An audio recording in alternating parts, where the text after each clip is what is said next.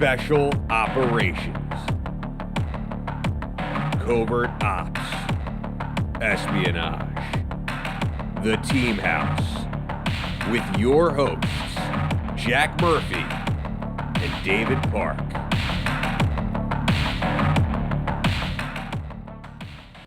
Hey everybody, welcome to episode 286 of The Team House. I'm Dave Park. Jack Murphy is on vacation right now, and we'd love to welcome our return guest, Andy Milburn. Real quick, before we get into it, I just want to thank our sponsor for tonight. Tonight's show is sponsored by BetterHelp. That's Better, H-E-L-P, BetterHelp. And, you know, mental health is something we talk about quite a bit on this show, especially for veterans, but really for anybody. And if anybody's ever shopped for a therapist, you know it can be time-consuming, it can be challenging to find somebody you have rapport with, you know, who lives in your area, all types of different challenges. But everybody deserves to talk to somebody at some point. And if you've ever talked to anybody, if you ever talked to a therapist or a professional before, you know that it can be very helpful when you do find that right fit. So BetterHelp, if you're thinking about starting therapy, give BetterHelp a try.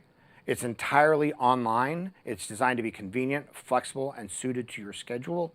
Just fill out a brief questionnaire to get matched with a licensed therapist and switch therapists anytime for no additional charge. And for me, that's a big deal because, again, like having rapport with therapists is one of the biggest indicators of success. And so being able to sort of shop therapists and find one that's right for you, it's a really big deal. So stop comparing and start focusing with BetterHelp. That's BetterHelp. Visit betterhelp.com/teamhouse today and get 10% off your first month. That's betterhelp.com/teamhouse. Andy, welcome back to the show. We love you, man. We miss you. How are you doing? Yeah, you guys are gluttons for punishment every week, and then I think it's the fifth time on this show. I'm very glad to be back, Dave. And I want to ask how you've been and how you've been the last year, but then Dee's going to sidetrack me and say back to whatever he has on the script today. But give us a quick shot of yourself, Dave. What's going on in your life? Oh, what's going on in my life? You know, I'm interviewing Dave. Yeah, no, it's fine. And you know, like you're a professional now. Your show Eyes On this channel is, you know, you guys are knocking it out of the park. No, this year's been a good year for me. You know, I did some tech advising on a Netflix show, which was a lot of fun, a lot more fun than I ever thought it could be. Yeah, no kidding. Like military tech. Yeah, military and, you know, all the things from showing Marines how to blouse their boots to showing how, you know, guys how to clear rooms with a pistol. Yeah, so a little bit of surveillance here and there, and, you know, no bending down and tying your shoe isn't the right way to detect surveillance. But no, it's a very fun industry to be in when you work with actors and writers who really want to get it right. And fortunately for the show I was working on, the actors and writers really wanted to get it right. And listen to you. You know, and I think more and more that's, because it's funny the way, I mean, you know how veterans are. It's like just one small thing in a movie will, even though the rest of the movie may be good, you know, a Marine saluting inside without his cover, you know, A Few Good Men, right? Yeah. That sent everyone. So having someone who pays attention to that is cool. Yeah. And it pays, I imagine. And you may have your foot in the door. That's what I'm hoping is the foot's in the door. You know, the pay is good for sort of, you know, when it's my first time. And, you know, and it's definitely, it's like working on a team. It's like being an enlisted guy on a small team with an officer because, you know, the director and the writers, they have their vision. When you say officer, it sounds like a swear word. I just want to say that. I only sometimes. No, it's, you know, there's the way to do it, right? And there's the way you're like, this, I would never do this. I would never do this way. But if the director has a vision, and their Yeah. artistic vision, and they want it to happen this way. It's like, okay, I wouldn't do it this way, but if I were going to do it this way, this is how I do it. And it's all about, especially when you're a tech advisor, it's all about compromising. Yeah. It's about really just contributing and supporting the show the way you can. And at the end of the day, without getting arrogant and saying, absolutely. I mean, yeah. absolutely. And at the end of the day, if the director wants something different, that's their vision. It's their baby. Yeah. So yeah, it's a lot of fun. So that's been the primary thing. And it's another string to your bow. Yeah. Or what's the term? Quiver to your arrow. I mean, another goose in my flock. Yeah. Or crow in my murder. Yeah. Many geese. And actually, it's a friend of the show, Trip, who actually made the connection for me to get this. So Trip McCullough? Trip, I'm not going to call it his last name, but you've probably met him before. Sorry, it definitely wasn't that Trip, but it was. But it was a friend of the show, Trip, who I think you've met before, who made the connection for me. Yeah. So I just want to say Cool. thanks. There is no Trip McCullough. He does not exist, guys. And then the primary, the guy who brought me on, the primary tech advisor, Doug Pattison, former agency guy, very very cool guy, who's done this quite a bit. So yeah, that's it's mostly word of mouth. Good on you, Dave. Yeah, it feels like it feels like a year, but it's been around February since I last saw you. It's been a long year, but it's been, from my perspective, it's been very different than the year preceding in Ukraine. But like we were talking about before I came on the show, it's a year that I really needed to get my house in order. Yeah. Well, you guys have been doing, you and Jason have been doing the Eyes On, which is going great. And I know you have various guests on. I can't really come on and be a guest that because you guys talk in depth about current events, and I'm not really qualified to talk about anything other than comic books. So. Bullshit.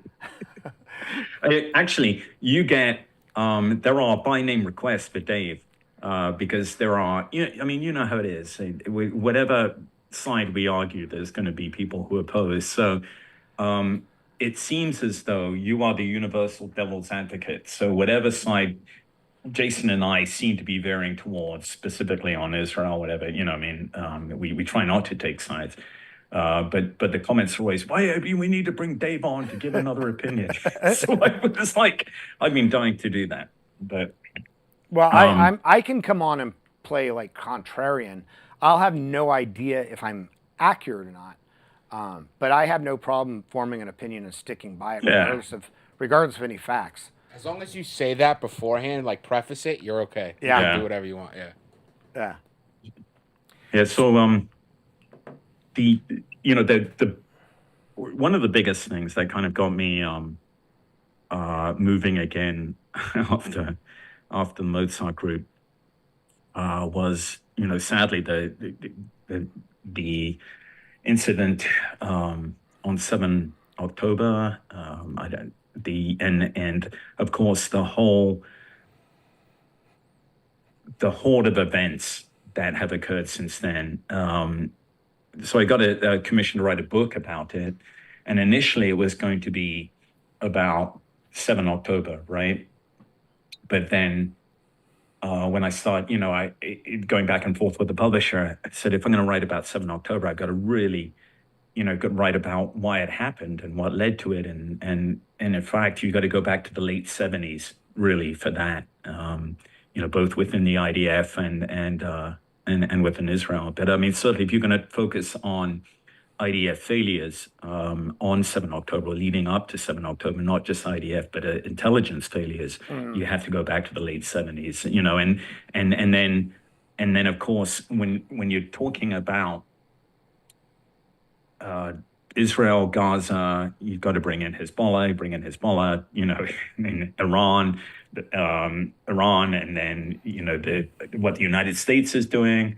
And then, of course, the drone strike occurred when I was actually out in Israel, which is ironic because I worked on a plan to defend Israel against threats such as that. And I guess this was the ultimate test for the, the guy who worked on the plan to sit in Tel Aviv during the attack. But you see what I'm saying? As events continued, and then you've got this extraordinary, and again, I mean, I absolutely, it's very important to avoid being partisan in any way in this book. I just, I'm digging up facts and talking about facts, and that's very important in such a highly emotional charged topic. Something either happened or it didn't happen, right? I'm keeping opinions out of it. I'm going to let the reader make up their own opinions.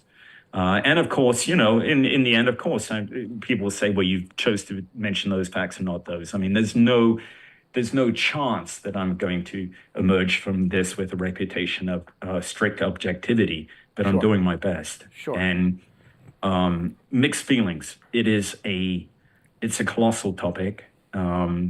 It's hard to escape from. Some days it's such a, I'm finding it difficult to describe, perhaps maybe because of the legacy that you and I have from other conflicts, and perhaps when we try and cover, or at least for me, when I try and write about a conflict, right, it's really difficult not to dwell on the reasons and the political failures that led to that, because we are all victims of that, right? Sure. The soldiers. And if you're not writing about that, then what are you writing about? I'm not interested in adventure stories. It's this tension, nexus between the military and the political leaders, but it's also, how does an organization, and again, I'm keeping this as objective as I can, but how does an organization as storied, as heralded as the IDF go from, having now 73 was a failure. Yes, undoubtedly it was a failure, but it's a political failure, right? The IDF responded extraordinarily. After the first 3 days in the 73 war, the IDF really won that war back. In a sense, there was a commission after the war that looked at why the Egyptians and the Syrians had both been able to surprise Israel, tactical surprise. But the blame never devolved to the IDF. The IDF, it was an extraordinary story when you think about it. The mobilization of 200, back then it was like 140,000 reservists within days, and turning the tide both in the north and the south against Egypt and Syria. It was, in a sense, the high point of the Israeli army, of the IDF. And there are those who argue from then onwards, it started to go, it started to lose direction. And Lebanon, the invasion of it, the messing up, the problems with Lebanon, which began in the late 70s, were also the beginning of the unraveling of the IDF. And the long occupation, which became anathema, and the occupation of Lebanon between 20 years, basically, from 81, 82 to 2001, had a debilitating effect on the IDF. They became very focused on counterinsurgency, but they also became, surprisingly, very, very risk averse. There are a number of things. I don't mean to bore you. You have to read the book when it comes out. But the cultural atrophy of the IDF, I'm writing about. It's not just because this happened in the IDF. That would be an interesting historical narrative. But what happened in the IDF could easily, if it's not already happening, could also happen in other Western militaries. And indeed, there are accusations that it is happening, certainly in the British and US militaries, focus on the wrong things, a step away from war fighting, a risk aversion, focused on careerism, all of these things that just, losing track of mission command. The IDF was supposed to embody mission command, and yet on 7 October, you get this awful situation outside the kibbutzes where commanders won't go in because they don't have orders, and civilians are getting slaughtered. And this is the Israeli investigation uncovering this outside Kibbutz Be'eri, which I visited. The Hamas began killing people there at 7 a.m. and the first soldiers weren't in there until 7 or 8 hours later. And Israel's a small country. So there were some serious failures, and there were found fundamental failures. At the same time, I think it's only fair to say that these failures weren't failures of human beings or failures of courage. They were failures of procedure, of process. And a lot of people too many people almost showed just incredible courage on 7 October. Soldiers taking matters into their own hands, and most of them were killed because no one had any idea of what the situation was like. It was a black hole. It's extraordinary, and the most technically competent, one of the most technically advanced countries in the world, that this total breakdown of communications occurred in such a small area. And a lot of it had to do with Hamas's planning. Yeah. The Israelis certainly underestimated their ability to take out all the communications nodes. The hang glider dudes, they weren't kind of like stormtroopers from the sky. They were command and control dudes. They were up there directing the groups on the ground. And the groups, and it was because of that, because they had guys up in the air, that they were able to direct one column, I suppose, onto the Nova Music Festival. Because although they knew it was taking place, it wasn't on their list of targets. But when they were aloft, they thought, it was a target of opportunity. And so they direct. So my point is that on this day, most extraordinary thing happened. It seems like roles were reversed. You've got the IDF, who is just paralyzed, unable to make a decision. And then you've got Hamas making decisions on the fly, directing forces. I'm not, and it was a real, there's so many ways why this was such a fundamental blow to Israel. Time and again, Israelis have said this country will never be the same. And so the kind of things that I'm talking about, aside from the savagery of the attacks that were so close to them, has changed society there beyond. I've been going to Israel since I was a teenager, in the early 80s. And the atmosphere there is very different than anything before. So all of this it's incredibly interesting to write about, but it weighs on you too. It weighs on you. The loss of life, period, regardless of nationality or background or ethnicity, the loss of life is horrific. And just like in every war, the vast majority of people killed are not combatants, and that's a tragedy. Yeah. That's, period. Yes, as a military guy, I'm writing about that aspect of it, but I'm also writing about the cultural part. And without being too clumsy about it, the analogy is there implicitly that, yes, this happened to the Israelis. I'm not talking about, 7 October, the events themselves happening elsewhere, although they easily could.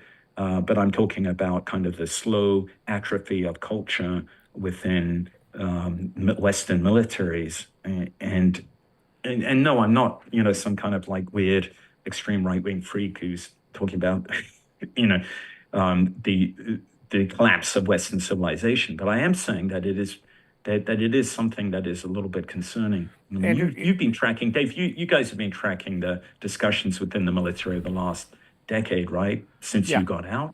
Morale is not high in the U.S. military. It's lower than it was during the wars when we were doing multiple deployments.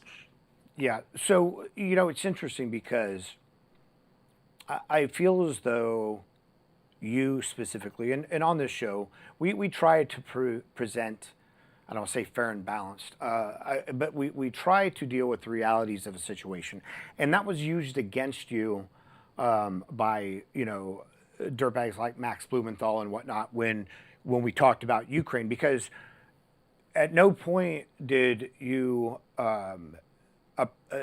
condone what Russia was doing. At no point were you ever simping for Russia or advocating, or were you saying that Ukraine was this evil that needed to be eliminated? Yeah. But you pointed out some specific issues, and it's interesting how sort of in this binary sort of black and white world, right, where if somebody wants to hear something, so people will probably take sound bites out of what you're saying or take sound bites out of what your book, and they like to attribute.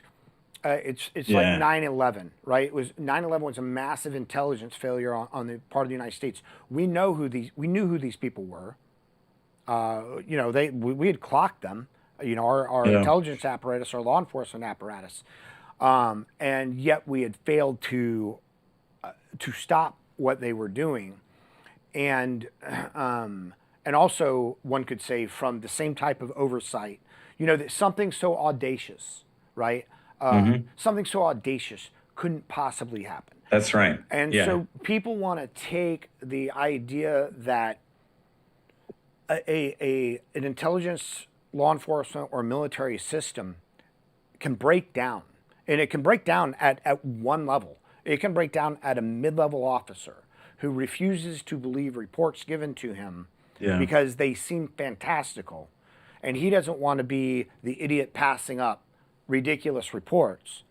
And people That's 100% what happened, Dave. And people will take those facts and either then develop a conspiracy from it that it was, that we let 9/11 happen, Israel let October 7th happen, these types of things, or they will, say that conspiracy rather than just simply incompetence. Right.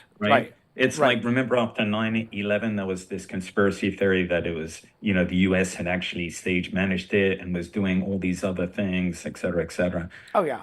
And I remember an agency guy going, if fucking only we could do all that. Well, I remember one of the big conspiracies was that it was like a special forces team or a CIA, paramilitary team that had gone in and planned the explosives. And it's sort of like, to anybody who thinks something like that, it's like, in order to pass a conspiracy that big, for the president, right, or Cheney or whomever, to go to an A team and go, hey, you 12 guys, I want you to be responsible for the deaths of up to like 10,000 Americans. And then for everybody to go, Roger that, right? It's just, it's so ludicrous. But you know why the conspiracy theories like that flourish? Because most Americans have no idea what the American military is about. Right. Most Americans don't even know anyone in the military. Right. I mean, think about the conversations you have on a plane. Hey, what do you, hey, I'm in the Marine Corps. Oh, hey, yeah, listen, my nephew was in the Air Force Reserves, and you're like, okay. They're trying to find some common ground, and it's often very distant. And I think so it's quite easy for them to imagine that. Yeah. And it's the same thing we're seeing now with a lot of the, the conspiracy theories that are coming out of, October 7th, that like the Israeli government intentionally allowed, this to happen or allowed it to continue. It's like, it's military chains of command break down, especially when they have not been flexed, when they have not been exercised for a long period of time. It's sort of like when you go out on patrol, right? When you go out on patrol in a non-permissive environment, after 3 nights or 4 nights of that, if you keep going out on patrol over and over and over again, when something goes down, you're not ready for it because you cannot stay on alert. And that is actually part of that was part of the plan. Hamas did not think that they could keep this secret, the plans for an attack. What they thought they could keep secret was the actual date and time when it was going to happen so that they could still achieve tactical surprise. But I don't think they believed that they could achieve strategic surprise the way that they did, because there were so many reports, and they must have known those reports were going in from this, what are called, the Israelis called the spotters. The spotters are generally women conscripts, 18, 19, 20 years old, and their job throughout their enlistment is to monitor screens, essentially the CCTV within Gaza. And each one of them gets to know, an area, a couple of blocks, 2 or 3 blocks. They know the people on that block and everything. It's an extraordinary system of technical surveillance. It's like nothing in the world, but it failed. And the reason why it failed was not because those soldiers failed. They were making the reports. I mean, this is all, the Israeli newspapers have dug this up in transcripts from radio reports, everything. They had reported the hang gliders, they had reported rehearsals, full-scale rehearsals. And then the morning of in Nahal Oz, the record of the reports began at 6:30. They describe that watching Hamas gather on outside the bounds of where they're supposed to be, just right below the security cameras, looking up at the security cameras as though they knew where they were. Mm-hmm. And the soldiers call, it's a battalion from the Golani Brigade. And the battalion commander comes along and he fires tear gas at these guys, on the other side. And he says, that'll take care of them. And he goes back. And she gets on the phone and says, no, it hasn't taken care of them. They're still coming. And she was ignored, because the battalion commander was like, yeah, she's just, so hysterical women. Yeah. Yeah, but honestly, it probably had nothing to do with her being a woman. It probably had to do with her being absolutely junior conscript, rank. 18 years old, junior rank. 100%. But on the other hand, they'd been given a job and they were doing their job and they were doing well. Sadly, they were unarmed, and so they had one rifle between 20 women, and so when Hamas broke in, they pretty much had free run. They could kill or kidnap as they wished. I mean, these are, collectively, these are not individual errors. Or rather, all these individual mistakes collectively suggest that there was something culturally wrong within, the IDF for this to have happened. I mean, obviously there was something culturally wrong. It happens all the time, right? Intelligence, right. This as an intelligence professional, right? It's you can have the best surveillance equipment in the world and the best collectors, but if the guys on the receiving end are not, if their minds aren't open to that possibility, as you point out, then it's all wasted. And that's really, no one thought for. Everyone was so lulled by this narrative that Hamas lacked the sophistication or the intent to do harm, beyond a few rockets. Right. Right. So when can we expect your book? Well, it's going to be 2 to 3 months before I finish the manuscript. The problem is that the news keeps going on, right? So where does it end? Sure. To be honest with you, I'm enjoying the writing. Writing is very cathartic for me. I know you probably have, I know you do have activities that you rely on to kind of get your headspace back, and writing is what I do. Yes, PT and everything, but you know how it is when you PT, your mind still wanders. But yeah, writing absorbs me, and it helps to write about a conflict that I'm not involved in directly. Sure. I started to write about Ukraine, and I just found it too difficult. I couldn't. Maybe a year or two, I will be able to, but it does. I think this is helping writing. I don't know. It's difficult to explain, but it's not. The other thing is, I think it's quite interesting. I don't hear of anyone else doing this right now. I think so there may not be a lot of competition if I get a book out, because everyone's kind of waiting for some kind of resolution. But Right. who knows when that's going to occur, and who knows what the resolution is going to be. So, Right. My book's going to be point in time. You don't think But that anyway, you don't think that Hamas will just return all the hostages and that'll be it? I don't think that'll be it. No, Dave. And I don't, sadly, I'm not optimistic that many hostages are left alive. Yeah. If any, just like, sadly right now in the Middle East and just the same thing in Ukraine, it's hard to see a good outcome. I mean, anytime, not just anytime soon, but a good outcome. Yeah. Better than before the war, right? Right. Better than starting. Speaking of Ukraine, for people who have watched, any of the episodes that you've been on prior, one of the things we talked about was Mozart Group and the work you guys were doing over there. And then, Mozart Group ran into some challenges. Yeah. And some of those challenges came personally back to you. Do you want to talk about those at all? Yeah, absolutely. And a risk of, I hope not boring the audience, just to, kind of go back in times.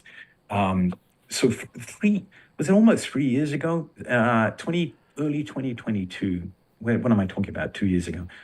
It was over 2 years ago. Early 2022, I came on the Team House in January, right, a month before the invasion, and we all opined that there's no way that Russia would invade Ukraine, right? And then, of course, it happened, and I got I wangled a job as a freelance reporter, right, for Task and Purpose. Freelance was so that they weren't responsible for me if I got whacked. It was a term. It was, in other words, freelance benefited them, but not me. I wrote for them. But no, don't get me wrong. Task and Purpose was great to me, and down the line was even better to me when they stood up and helped me defend this lawsuit. But anyway, so I ended up going out there, made it to Kiev. Very bad time. This was early March of 2022, and the Russians were on three sides of Kiev and within artillery range. I mean, they were pounding the suburbs. You heard it all the time. And there was a sense of, you remember, everyone thought Kiev was done. No one thought the city would hold out. And within Kiev itself was this extraordinary, the exodus had already taken place. So about 2/3 of the population had left. But for the third that were left, they were getting ready to fight. And Zelensky had given the word to hand out AK-47s on the street to any male between 18 and 45. And so that's what they were doing. Guys were just grabbing AKs and heading to the suburbs to fight the Russians. And a senior, or is a colonel, a special operations colonel I knew from before the war, was one of the few regular Ukrainian officers who was tasked with preparing these guys to defend Kiev. And he asked for my help. And I happened to be able to get out some guys, some Marines from the States, a couple, and then there were a couple in. Anyway, bottom line is, here we are in Kiev in March as the Russians closing, and we've got a small group of Marines. Coincidentally, they tend to be Marines.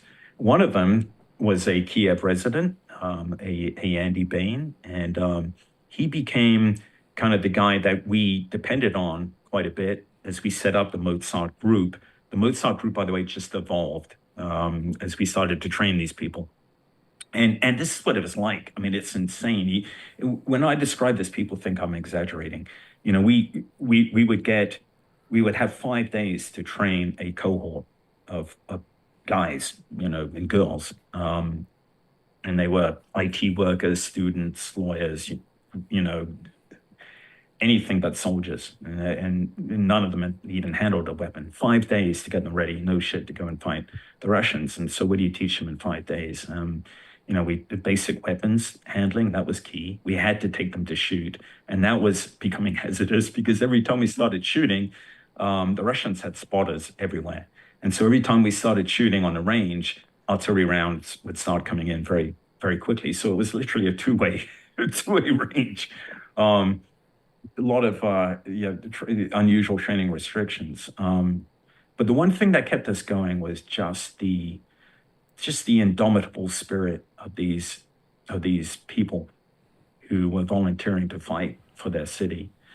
Can you imagine, Dave, if, just overnight, New York, maybe New York's a bad example, Chicago, and you had the enemy at the gates, and you just think about it, all these people who have never, ever dreamed of joining the military, now that's their goal, because they want to fight for their country, for their homes. I mean, literally. I came across a family, mother, father, and 19-year-old son, all armed to the teeth, ready to defend their house, up in northern Kiev. And The that's only just one difference example. with Chicago, or probably most American towns and cities, is you probably don't need to worry about passing out so many AKs. Like, yeah, that's true. The benefit of the Second Amendment, right? But I got to tell you one story about one of these guys, and he came back. He came back about 2 weeks. He was on our first cohort, and he'd been a student, and he could not handle a weapon. He kept pointing it at people, slagging people. Well, he came back to go through the weapons part again, but he'd already been in combat, and we're talking about him. So what did you do if you don't like carrying a weapon? He said, well, so the officer gave me a bag of grenades to carry around, and they're pretty easy to use. You just throw it. And he goes, so that was good. I mean, the Russians were all close, so it was easy. I didn't have to shoot them. I just threw grenades. I'm like, I'm thinking, his in saying, it was so convenient. It was, they were right up close to us. It was most people would go, holy shit, it was close combat the first time. And he said, but, I guess the grenades are expensive, so I got to come back and learn how to use a weapon, and we were teaching them how to use. We didn't have any javelins. The news about the javelins, the coverage was far greater than their use. A lot of handheld anti-tank weapons, but a lot of them were Eastern European manufacture. But it doesn't matter. The point is that these guys were getting close enough to destroy Russian tanks, in that halcyon, euphoric stage of the war. Mm-hmm. But it wasn't euphoric in Kiev. It was pretty fucking scary. It really was. And we were every day kind of having a discussion. We were having a discussion about when to cut bait. We didn't want to be trapped in the city. That would have been bad. Right. And you guys aren't there as you guys aren't there as mercenaries or armed combatants. No, you are there as we're not. As a training 100%. Yeah.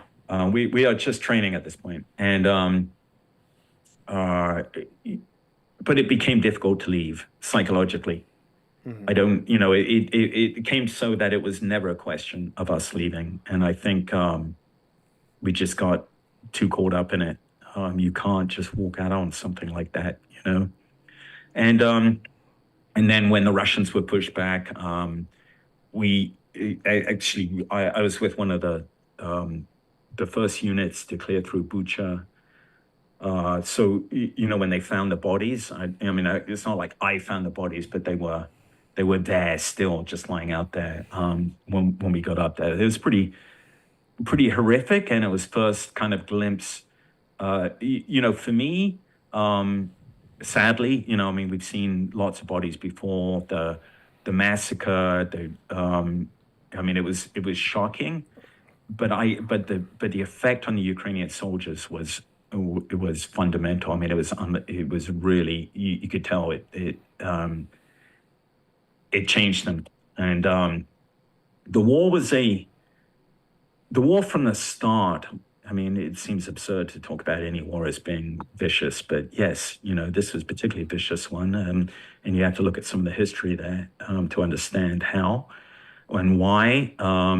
And that is why, I mean, and bear in mind, I mean, I was risking my life for Ukraine, but I came on the Team House and did say, look, Ukraine has to adhere to the rules of war, because, I mean, for one, I don't want to be involved in helping the side. You know this. We can't do that, right? Yeah. That's committing atrocities.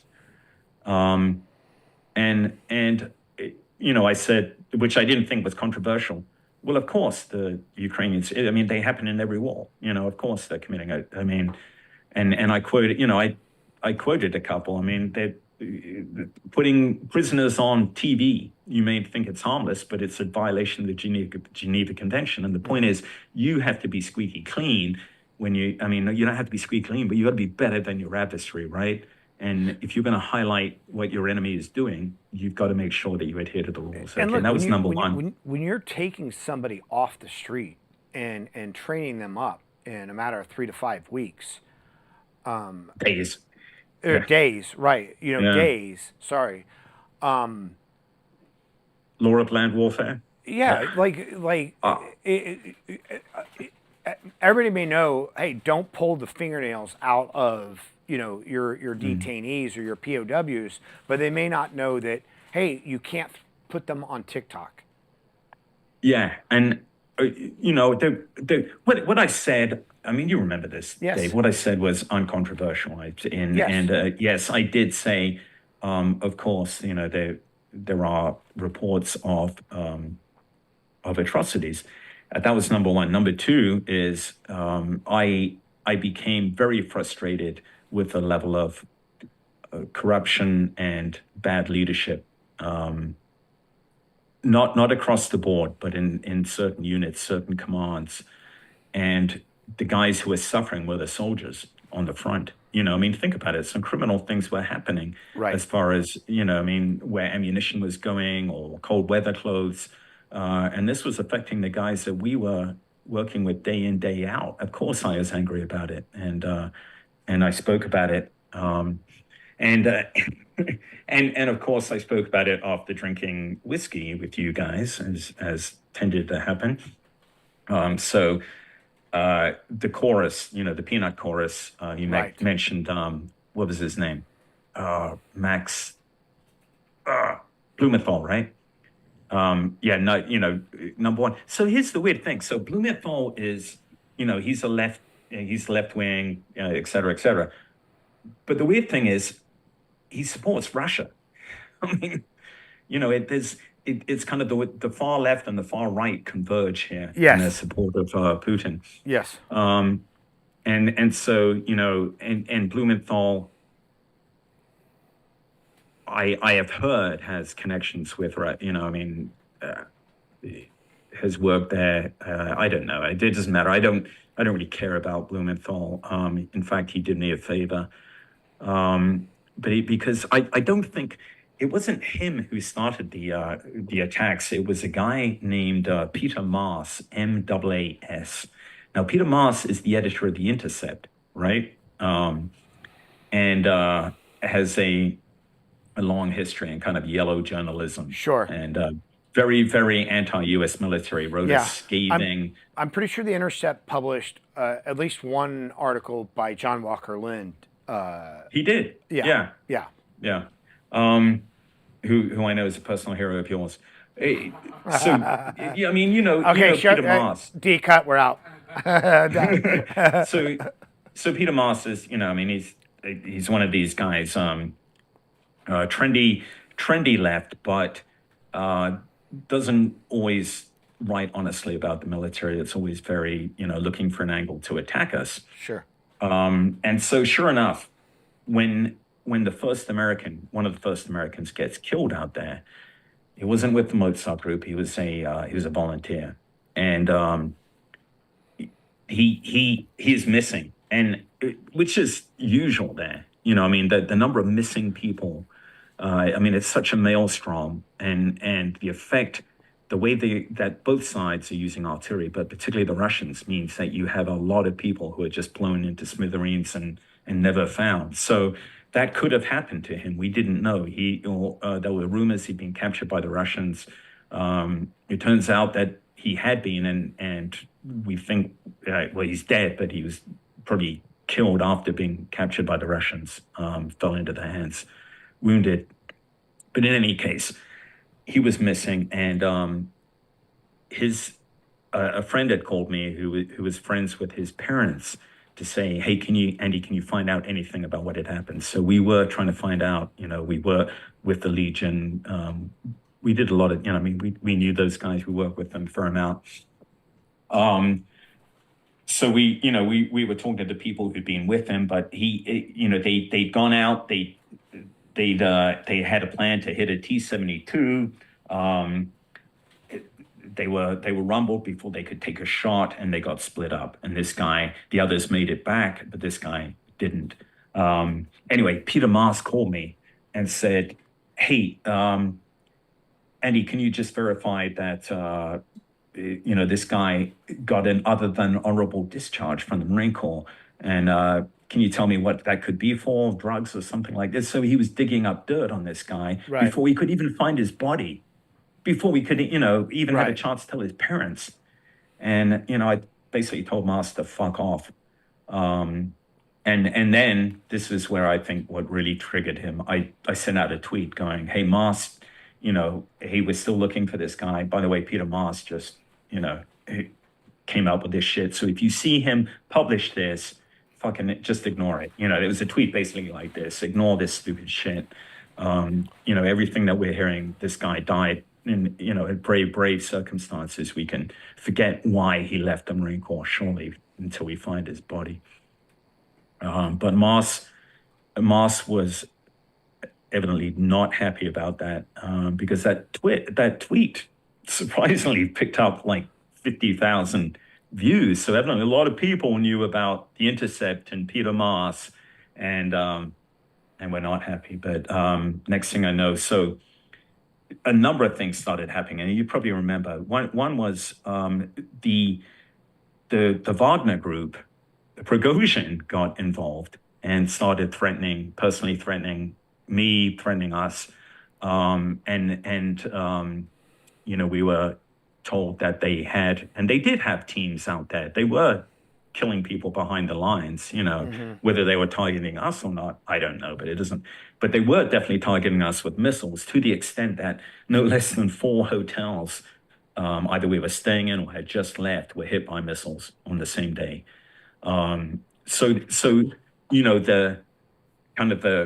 The bullseye was getting narrower and narrower. The Russians were getting more and more loitering munitions aloft, which are just terrifying things. But the point is too that loitering munitions, as you've seen, these FPVs, when they decide to get you, they will get you. Right. And so and at very little cost. So until that point, I've been able to make this calculus that, hey, we can continue doing what we're doing, driving, into Bakhmut through artillery barrages in soft-skin vehicles to take people out. And it's risky, but it's acceptable because we are not being targeted personally. There's no way, and as soon as we see a drone, we're out of there. Any sense that we're allowing the enemy to identify us and target us, or that we've met their target priority list, right? And their engagement criteria. When it started to become evident that was happening, I was getting increasingly concerned, and it was because there was no safety net. The ORM was off the charts. Medical attention, evacuation, all of that would have been on us. The Ukrainian military was barely able to hold ground at the time. Right. Andy, I'm sorry. What's ORM mean? Operational risk management. Thank you. It's this ridiculous process that the U.S. military, well, it's not ridiculous. It's become a ridiculous process. The concept is absolutely valuable. All right. You got to do an assessment of risk before you do a mission, right? Sure. But of course, we break it down PowerPoint style, into traffic lights and make it a worthless exercise. but the point is, you couldn't. We did have an ORM process, but it was, it was marginal. It was like, yeah, we're not going to go in during an active airstrike. But then we broke that rule once when when we got a call from a family that in desperate need of being pulled out. So I realized it was an extraordinary feeling of responsibility, far more so than anything I'd had in the military, because in the military, you've got all that infrastructure behind you. Yes, you're a commander and you may get people killed because of your decisions, but everything to that point in your career has prepared you for that. And the whole system is there to support you, in your decision making. But here, no, we were, we were out hanging and being responsible for this, responsible for bringing in funds. I was working really hard to bring in funds at the time. That was one of the hardest things about it.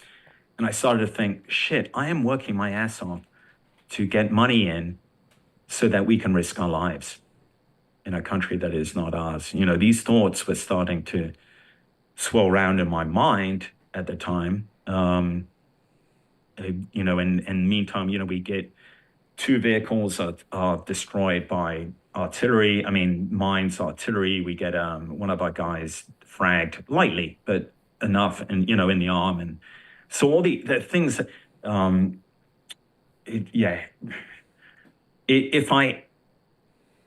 And then we get attacked by an Su-25, and get caught in a grad strike on the same day.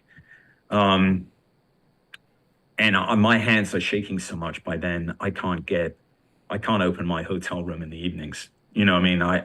It's like nothing. It's worse than Fallujah. Fallujah was, you had a weapon, you had your buddies behind you, you had, even though it's frightening going building after building and knowing there are bad guys waiting for you, there was a process, a system, there was support. If you got fragged, you knew you were out of there. Right. And most of all, this was the hardest thing, in Fallujah, it was all an institutional system that put people under me. It was supposed to happen, I guess. For me, the Mozart group was something that evolved. It was tremendous, but it wasn't worth losing anyone at all. And when do you make that decision to pull the plug? I don't know. I mean, I didn't have to, because Blumenthal and Andy Bain and Peter Mars made it for me. Thank you. Yeah. And by the way, so Andy Bain was sadly a former Marine, reservist. When I say reservist, sorry, that got me off on a tangent. But basically has been sitting in Kiev since he was a captain, working at the embassy, and made colonel that way. He was doing things. Let me just say this: he was doing things that we started to make us feel suspicious. And we got increasingly suspicious, and we were worried about the money. He was less than open about that. And it eventually, you probably don't know me, Dave, but I don't suffer fools badly. I mean, I suffer fools badly, and I'm not good at hiding things. And so eventually I blew up at this guy. I mean, not physical, just like, dude, just get the fuck, get away from us. We want blah, blah, blah. I forget what the discussion was about. He wanted us to buy him out for $5 million. This is like a terrible, man. We couldn't. He, basically he's threatening to, it's an NGO. It's a nonprofit. I know. Right? And he has this fantasy that he's going to lead it. He'll edge me out and he's going to lead it. He's pissed because I've insulted him, and he's going to show me. And so he brings this lawsuit against me. And this was kind of the final straw. So once he brought the lawsuit, then of course donors are not going to contribute. And we had 3 guys who had volunteered to help us, right, former Marines, and they got so spooked by the lawsuit. They were our board. They handled all our funds. They became paralyzed with fear over this lawsuit. So we lost all access to our funds, and we came to an end. And not only that, but while all this was going on, a former Marine, God, it really pains me that these bad actors are former Marines, Bain but they're both reservists. Okay, so it's not like the real Marines. Right? I'm going to get criticized for that. No, I'm kidding.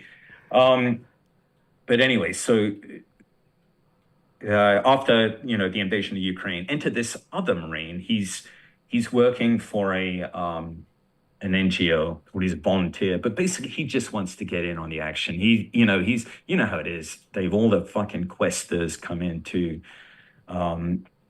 prove themselves or pretend they're doing something when they really aren't. And Kiev became a petri dish of these.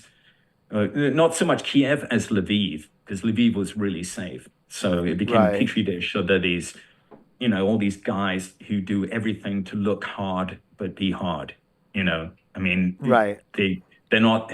They want to appear tough guys, covered in tattoos and special forces T-shirts and everything. And every night they get drunk. And I'm not kidding you. I saw Westerners carry a sniper. I saw one guy carry a sniper rifle into a bar. I mean, why the fuck? Why would you do that?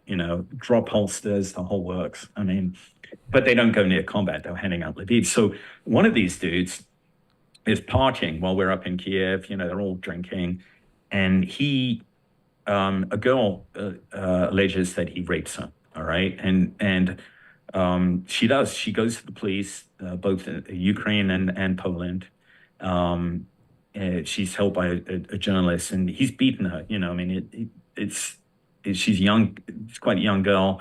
She's fragile. She's had some mental problems in the past. So it was just her bad luck. She was a genuine volunteer. Her bad luck to run into this guy, Michael Ryan Burke. She was an American, or she was? She's an American. Yeah. Okay. But the FBI has no jurisdiction because it was on Ukrainian soil. So he allegedly rapes her, beats her. She is taken across the border by friends, and they go to, report at the embassy and doctors. I get a call in Kiev. I remember, well, I'm a little distracted, but I get a call. No, not a call. It was a Marine. One of our guys says, "Hey, Andy, there's a, he told me a story. There's a girl alleging that a former Marine raped her, blah, blah, blah. And the Ukrainian police want us to get the word out." And it was a guy who headed up Task Force Yankee down in Lviv. Good guy, former Chicago cop, who then contacted me and said, "Yeah, man, we think you may be running for Kiev. Can you keep your eye out?" And I said, "Yeah, I can do more than that. I can write about this. I'm a journalist." So I wrote an article about it, very, carefully researched. Nothing in there that was scurrilous at all. Just saying, the Ukrainian police are after him, true. And this girl had made an allegation of rape, true. Anyway, he escapes across the border. He pays a cab driver to dodge. It's not difficult to dodge at checkpoints to get across into Poland back then. And makes it back to the States and sues me for $30 million. Sues me and Task and Purpose for $30 million. So this hits me when I get back from Ukraine. And by the way, I'm not in a good state by then. I mean, Dave, I've had some personal tragedies I was dealing with anyway. And, like all of us, I'm a little scrambled by experiences of the deployments we went through. And then Ukraine was a ball buster for me. And it because on the evacuation missions, when we, that was the part that became really dangerous, evacuating civilians from the bombed out areas. I did feel as though I should be on those missions since it was the worst thing that we were doing. But it did take a toll on me too. It took a toll on my nerves. I mean, it's like, and I didn't realize it because it's like the frog in the water, right? you're drinking a little bit more, you're shaking more, but you're locked in. You can't. What are you going to do? You can't just not. You can't stop doing it. So bottom line is, I was in a bad state, and I come back and I'm facing this lawsuit, $30 million, and I've got 20 days. They come and serve me the summons. By the way, this will make you laugh too, maybe not. So I'm getting death threats around then too. I don't know if you remember that, but I'm getting death threats from Russians, from Ukrainians. By the way, no Ukrainians who are in Ukraine. Ukrainians who have fled elsewhere in Europe are threatening my life because I criticized Ukraine. Right. Figure that one out. When you're there in Ukraine, so what was the name of this guy who levied this lawsuit against you? If you want to say his name, Michael Ryan Burke. D. I'll show you. D will show you a picture of him. I'll show a picture of, and it'll kind of tell you everything about him. But $30 million. So. And Michael Ryan Burke lives in the United States, correct? He does. Yeah, he lives in Missouri. But the FBI had no authority to arrest. They had no jurisdiction. Because it wasn't on a military base.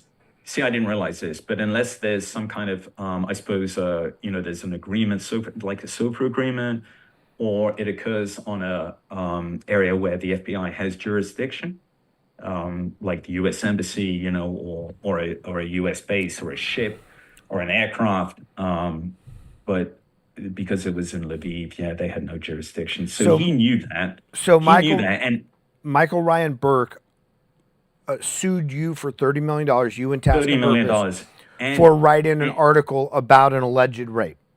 Exactly. And so the story gets better, right? I mean, it gets worse and it gets better. So they served me the summons in the middle of the night, 3:00 in the morning. So you can imagine, I'm getting all these death threats, and my doorbell starts ringing off the just at 3 in the morning. And so what do I do? What do you think I do? You grab your gun. I grab my gun. Yep. And I go down the side of the hall. Don't turn on the lights, and I look through the window, and it's clearly a woman, fat, glasses, and she's got papers in her hand. So I thought, fuck. I open it. Yeah, it was a summons. And it gave me 20 days to reply. But no lawyer would take my case, Dave, because they're like, oh man, you're screwed. I swear. And so the clock was ticking. And if I can't find a lawyer, it's going to be a default judgment against me. Right. $30 million. I was like, fuck. So I'm really sweating. And the last minute, I do get a lawyer. And of course, he wants a retainer. And, I do that. I have no money left after the Mozart group, by the way, because I've been paying the dudes for the last month when they, pressure money. So I take out a second mortgage, basically, for fees. And then my luck starts changing. Turns out Task and Purpose has decided to defend the lawsuit too. All right. And I'm partly covered by insurance, but it's a pathetic amount. It's based on 90s legal rates. But still, it's a moral boost for me that that Task and Purpose is saying, hey, we believe that he researched this story. We're not going to pay this dude off. Now, the editor of Task and Purpose had taken the article down. And that was, I think, a mistake because that emboldened him. He thought, yeah, they're not certain about this. So now I'm going to bring the lawsuit. And but when they started to research it, somewhere at that initial assessment, someone thankfully said, hey, I think Milburn, I think he did his research, and I think we should defend this. No one asked me. It was strange. But anyway, I'm very grateful that they did.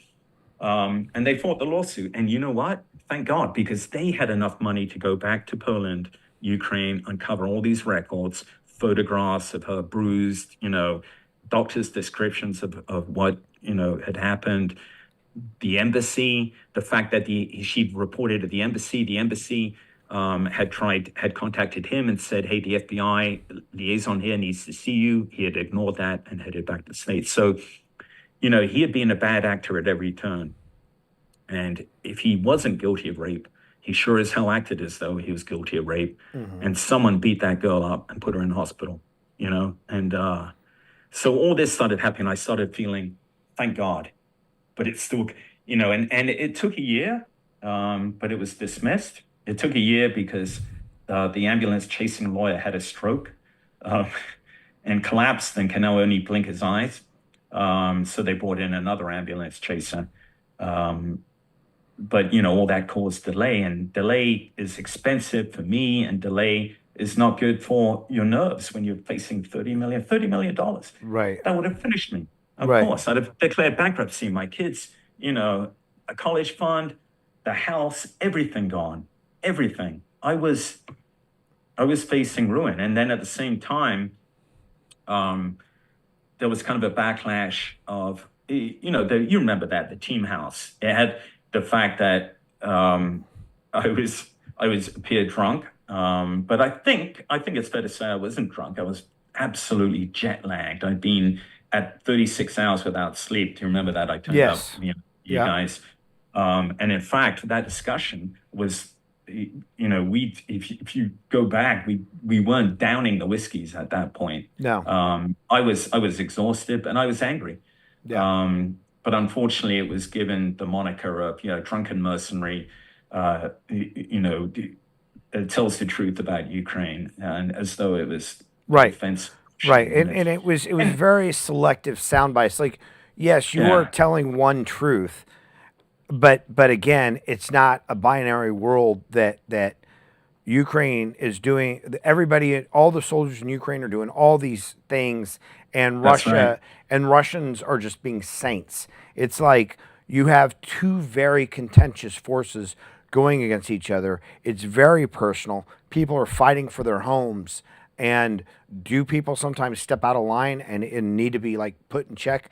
100%, yes, they do. Like even in the U.S., where we have a professionalized military, and we are taught the laws of land warfare and and whatnot, we still run into these issues. That's right. So you can imagine guys off the streets fighting with their families behind them. Right. Can you imagine it? Literally, your kids and families behind you. Your calculus for your own survival changes, and it is true. Probably your sympathy for the enemy, you lose all of it because those guys, you were the only thing between those guys and your family. Right. We've never been in that position. Right. And it was an existential threat, unlike, say Hamas to Israel. I mean, Russia was invading Ukraine. So all of those things. I think Michael Ryan Burke. Yes. Turns out he's a reservist. He's staff sergeant or something. I think he even made sergeant major. I don't know, but he kind of drifts around from job to job and makes a big deal, like a lot of these reservists of, I've done super secret stuff and I have this clearance and that. His testimony, his deposition was, it's the usual, just like. Well, it's interesting. Even if the FBI didn't rambling. Have jurisdiction, didn't NIS or somebody have jurisdiction? No, because he's not. He's not even. I mean, he's not an active reservist. He wasn't wearing a uniform. He was. I see. I see. Yeah. No one. Absolutely not. It is what it is. I mean, at the end of the day, I don't waste time with anger. I really don't. This dude is going to have. This dude is in a far worse state than me. This guy. This guy now, all of your audience, hopefully it'll be a large audience, knows that Michael Ryan Burke was not only accused of rape, but accused of rape where there appears to be quite a bit of evidence to support that accusation. To the point where his lawsuit against you was dropped. Was dismissed. Yeah, on all counts. Yes. And so, he's got to live with that. Right. Can you imagine? I mean, he's a rapist, alleged rapist. Right. And everyone's going to hate that guy. So I don't want to be him for a moment, and I don't want to, even think about him. I'm sorry. What was his name again? Michael Ryan Burke. And that's like Burke. Burke. Yeah. I just want to make sure that, Yeah, he sometimes pretends to be religious, but if anyway, enough. He's. So But the point is that a rapist can do this. Bring a lawsuit, cost me a fortune, and then walk away, and it doesn't cost him a buck because lawyers, these guys are doing it pro bono. It cost his lawyer his health, and I can't feel sorry about that. It was my $30 million. It was my whole future. right. I can't feel sorry that his lawyer collapsed of a stroke, and in the midst of explaining why I should be hammered into the ground. Maybe it's a little bit of God's punishment, But I don't waste time. And I don't Mars and Blumenthal. I mean, these people are, they're flotsam and jetsam. They're not, they're not substantive people. Right. Right. Mars isn't even a good writer, and that's his job. Yeah. I'll write better than him. Well, and you had mentioned that this Burke guy had he'd even claimed that you had gone so far as to try to take out a hit on him, and he had posted. Yeah. So that was so when the defamation suit started going south, his law, when they dug up the police reports, his lawyer took a new tactic and said, "Look, my client's got PTSD because of Milburn's." This is quote Milburn's reputation. That he used his resources. I forget what it was. Intelligence, special forces, blah blah blah. He's proven to be ruthless, and no problem with killing people before. What? Only when my country told me to do so, and right and right. But anyway, so he started down this path of and unbelievably, his lawyer, threw that out as a serious claim that he was affected. They dug up his medical reports and oh my God, blah blah blah blah. So I was able to prove that at the time. I mean, I was able to show from a letter from the State Department that we never carried weapons, that we were not a mercenary group, and had been in fact classified as a 501c3, which is a charity. So unlikely that a group of charitable volunteers were hunting this guy down to kill him. Right. But that was his claim anyway. Right. But the point is, Dave, that I would rather have faced death again, almost than go through that fear of losing my family's livelihood. Right. Because in the end, that's kind of what when we leave. I mean, that we want that to be our legacy, right? That our family's better off than we were, or they're okay. And if we don't do that, it kind of makes our lives a failure. Yeah. It's a bit harsh, but that's the way I was feeling. Yeah. And it was really, I was in free fall. And the other thing I've noticed is you really find out when you've got two lawsuits against you, because Baines was dismissed too, by the way. Bain, by the way, is very lucky we didn't bring a lawsuit against him. We had people lining up who want to bring a lawsuit against Bain, to include, and not just for financial stuff, but weird sex stuff too. But that's another. I leave that all aside. Yeah. I'm not interested in pursuing anyone. I want to get on with my life, but it has changed me. It's changed me, I think, for the better. I'm going to make it for the better. Well, along with everything else. Yeah, I mean, we've been. I mean, you were on early on the Team House, like you've been here for a long time, and we love seeing your journey. We've talked. Your book, When the Tempest Gathers, your biography. Mm-hmm. I have spoken at great length of how much I truly loved your book, and if anybody has not read it, I think it is a phenomenal book about an officer during wartime and the questions one asks themselves about, am I a good leader? Am I a bad leader? Am I making the right calls? Because I think those are things that anybody who has been in a leadership position in wartime, it's easy to tell the no shit, there I was, number one man in the door stories.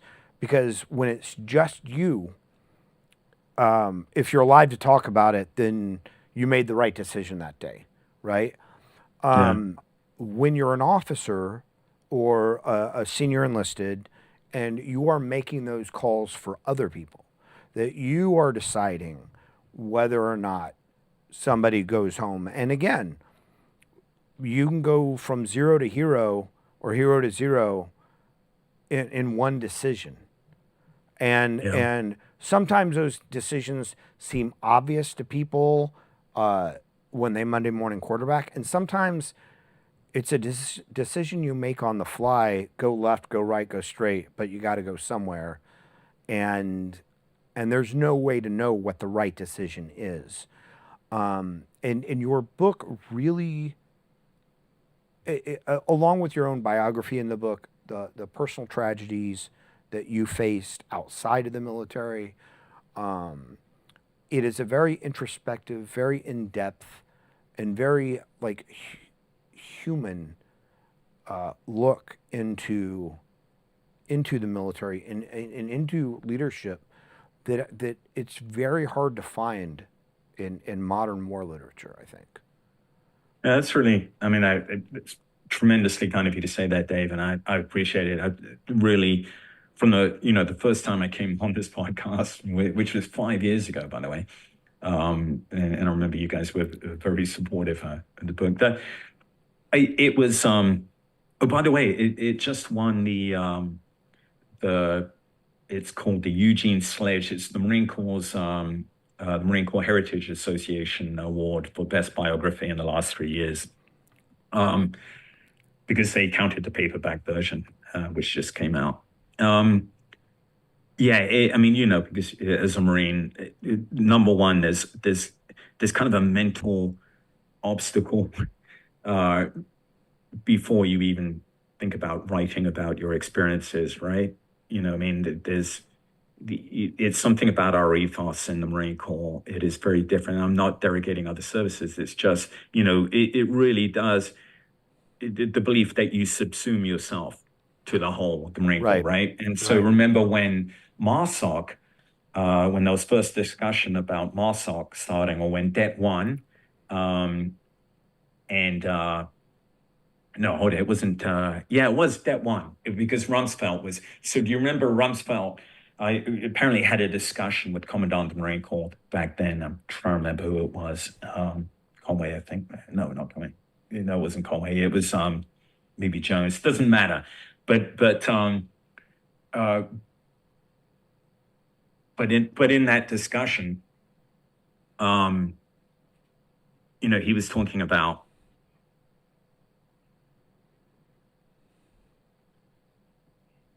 Sorry, I totally lost my train of thought. Where were we, Dave? Well, you were talking about the formation of Det 1 or marsoc. Oh yeah. No, I'm sorry. Yeah, right. So Rumsfeld told the commandant, or the commandant said, "Hey, we're Marines. We don't do selection, right? We're all Marines, so I mean, we're all elite."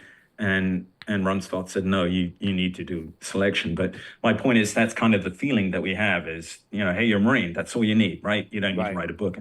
But as you commented, I've been through, I'd lost my daughter, and I just come back from a particularly rough deployment, and the fact that deployment was rough had nothing to do with the Islamic State. It had everything to do with the U.S. Army conventional chain of command. And I was in a state of angst. I'd compartmentalized this tragedy during my deployment. Now I was confronted with it, and writing was the one escape I could find. And I sat down and wrote for, 2 to 3 hours every morning. And afterwards, I always felt better. Even when I was going to work, I would get up early and write for an hour. And then at the end of the day, and just getting in that routine, I really think helped me. You very wisely talked about counseling at the beginning of this. When I was on active duty, I never went to counseling. But that was my form of counseling, was writing. It was cathartic. But to your point, yeah, if you, having made a decision to write about a book, you've got to be honest. And that is the hardest part.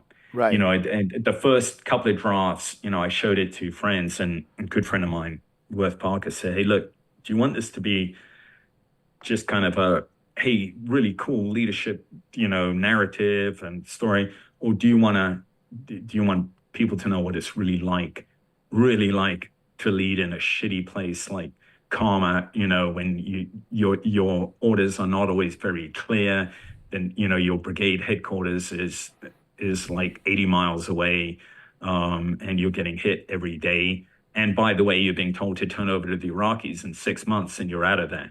These are not lessons that you can answer from from a book, right?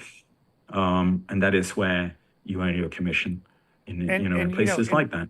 And one of the things is, even though you did grow up to join the American Marine Corps, you grew up with, as a Brit, with what we would think of a classical education. So, yes, you eventually joined the crayon eating brigade, but there's an eloquence and a love of words behind your writing that really expresses a lot of that. Well, I think so. My parents, God bless them. My parents, who were products of the Second World War, they met during the Second World War. In fact, my father's British, and met my mother while he was on liberty in New York. As a reversal to the many GIs who were coming over and married U.S. women. But British women. But my point is, they really, really wanted me to have a head start in British society, and so they sent me to a very, very exclusive school. I was expelled from that school. Spent a year in the Philippines but then was accepted back to another school, and was feeling bad enough by this time for having disappointed my parents that I wanted to do well. And so so my point is, I had a tremendous education. I went through the British schooling system, university, law school, and then enlisted as a private in the Marine Corps. You remember boot camp, right? How childish boot camp is, right? But it does. The Marine Corps. How old were you when you went through boot camp? I was 19. Okay, so you were pretty much a kid anyway. Yeah, but it does Marine Corps boot camp compared to any other. I can't speak to Air Force boot camp, but I can speak to Army and Navy. But Marine Corps boot camp does. They don't call it boot camp in the Air Force. It's just camp. No, it's same. It's basic training in the Army. But Marine Corps boot camp does something that the other services don't do as well, which is create Marines. Like it breaks you down to the point of when your drill instructor is walking you across the parade grounds to your graduation on that final day, and he says you're going to go in there, and some officer that doesn't know you is going to be says that he's proud to be the first to call you United States Marines. That's bullshit. He goes, I'm the one, and this is a guy who's been calling you, maggot, shithead, and dirtbag, and all this. The entire the Marine Corps does that in such, I think, an effective way to create that, sort of that camaraderie, that esprit de corps. They have that down to a science. And yeah, I was young. I wasn't as young as I had a year out in the world, which isn't a lot, but it's hard to even remove yourself from that when it's done so effectively. Yeah, it is basically a boot camp relies on the same indoctrination techniques as the Chinese and the Korean War with prisoners. In fact, there was comments by prisoners of the Chinese their treatment reminded them a little bit of boot camp. By that I mean, the constant chanting, the repetition. I mean, it's all indoctrination. Yeah. But if you are a little bit older, as I was, 24, and you've had some experiences, then that part of it becomes quite tiresome, right? Yeah. Yeah, for sure. Yeah. I mean, even worse than being dogged on the quarterdeck, because I had no problem with physical fitness. I had no problem with being away from home. But I found the constant just childish games mentally wearying. Yeah. It was such relief, isn't it, to get to the rifle range? And Yeah, right. And now you've got something. It's you and the rifle. And the way the Marine Corps does that is so beautifully designed. They, as you point out, you're broken down in first phase, and then when you get to the rifle range, you are in listen mode, and all the punks who thought they were great shots, and I went hunting with Daddy. Turns out that they invariably are not the best at handling weapons. And so a lot of these kids who, maybe grew up in inner cities or even, women who never fired a weapon in their lives turn out to be expert shots. And it's the first thing that they've achieved at boot camp. Well, I mean, that's one thing. That's one thing you do at boot camp that you don't do anywhere else. Is like, how long was the snapping in? Was it a week or 2 weeks? Just the dry It's a fire. week, yeah. Yeah. Just nothing but snapping in. Yeah. But then that first shot down range. I mean, first shot it was a 4, but at least I knew I was near the. I was astounded, and at 200 meters. Because even, later 200 meters seems like not a great distance, but when you are first time shooting, that's a small roundel. And then when you go back to the with iron sights, 300, and D asked what snapping in is. And so one of the things, and that was without sights. I mean, we didn't remember that was now they all, I don't know why did they qualify with sights? There was something about learning to shoot with an iron sights back at 500 meters where you can barely see that front tip, and just to lay it against the man-shaped target. And when it does so, it just covers up that black completely. That feeling, that memory, it stays with you for life. And it teaches you, you don't have to be taught about marksmanship again. Yeah. Right. After going through that Marine Corps. No, and so Dee asked what snapping in was, and for people who haven't been Marines, because they don't do this, I don't remember them doing it in the Army. I don't think they did, but you spend like a week of basically dry firing where you learn the sling positions for each, how to create that tension with the sling, in what was it? The standing, the kneeling, the sitting, and the prone. Yeah. And you spend a week doing nothing but dry firing on barrels, which, believe it or not, is a huge advantage when you actually go to start shooting. To put that in to put that in context, right? So you can imagine San Diego or Paris Island, and you are outside 6-7 hours, and all you're doing with your weapon, and you've got a tight loop sling, right, on your upper arm, and you are just practicing by the numbers, dry firing your weapon. It is the most incredibly boring, painful thing. But yeah, I mean, the Marine Corps knows how to teach how to shoot. When you think about it, Dave, 20,000 recruits go through basic training every year, 98% qualification rate. Now, I don't know how they're doing this, but 60% expert. I mean, it's really,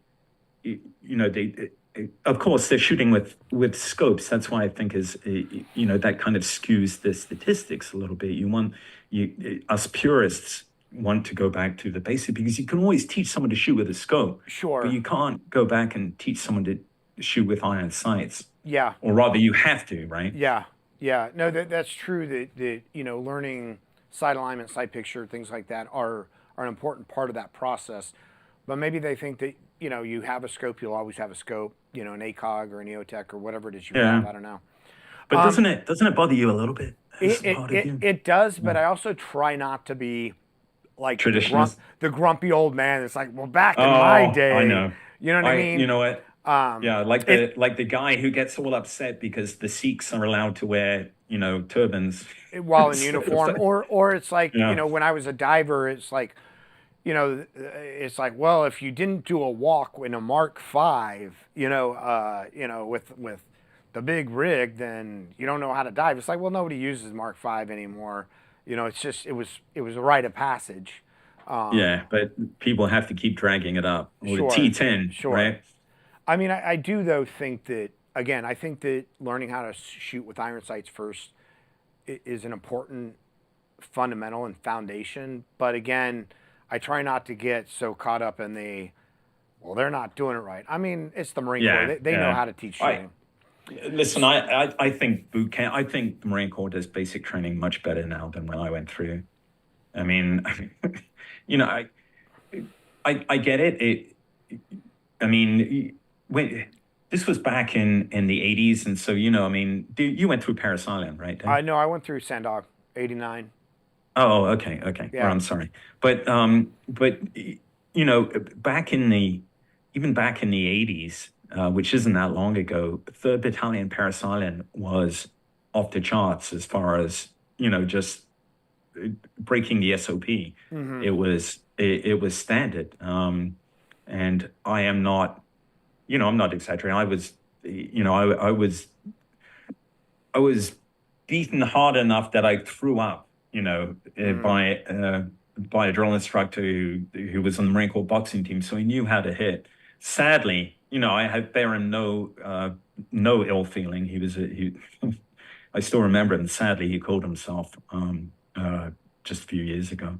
But my point is that was kind of the norm. I've got a scar here from having my head ground into, or just my forehead ground into the side of my rack for not doing hospital corner correctly.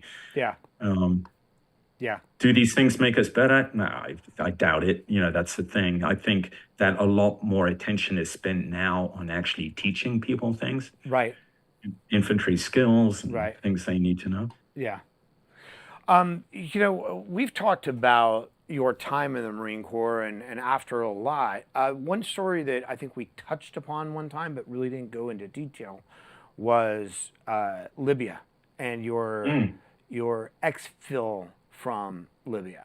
Can you Right. can you lay this out? Give us the the before. Yeah, absolutely. Yeah. So the year is 2011, right? It's the Arab Spring. And I'm at SOC Special Operations. No, I'm not. I'm at SOC Special Operations Command Europe. I was at SOC later. And I'm a lieutenant colonel action officer in the J3. But at SOC back then, as in a lot of TSOCs, Special Operations Commands, you have a team that is always on standby, right? In case something happens within the AOR, they want to be able to say, hey, we've got a team down there and soft guys with communicators, blah, blah, blah. And typically it's a field grade officer, a communications guy, and 2 or 3 other guys. And they're kind of the nucleus if the TSOC then needs to send in a headquarters or a GTF. Or they're expected just to represent the TSOC by themselves. So anyway, Libya is going to shit. It's getting bombed. Gaddafi's forces are holed up in Tripoli, and rebel forces are closing in on the capital. The capital is getting hit by artillery. 20,000 Sudanese workers are trying to get out through Tripoli airport. It is chaos. Militia are beating them back.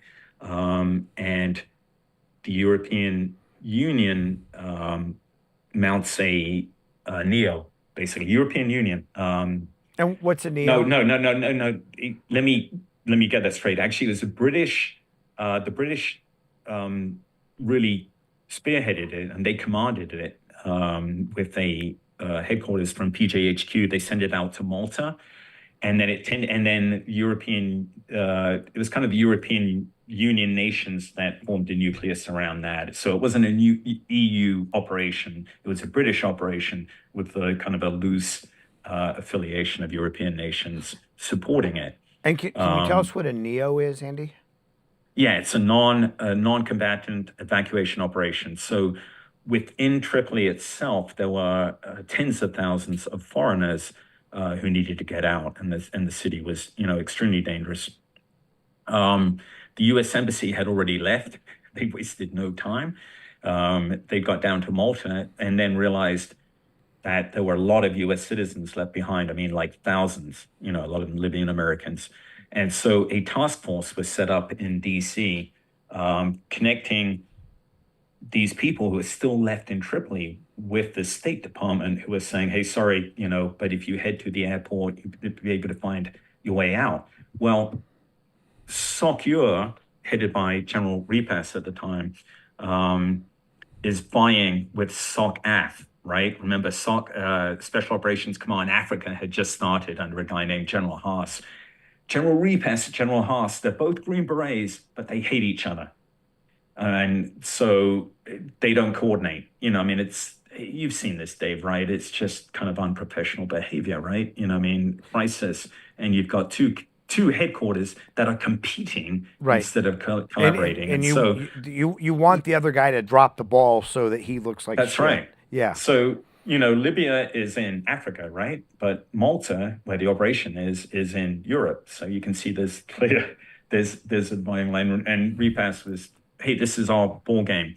And UCOM supported that. And UCOM deputy commander sent me down there and, with instructions, hey, this is UCOM's game pretty much. So at least we have, we obviously have stake in it. So, keep us informed.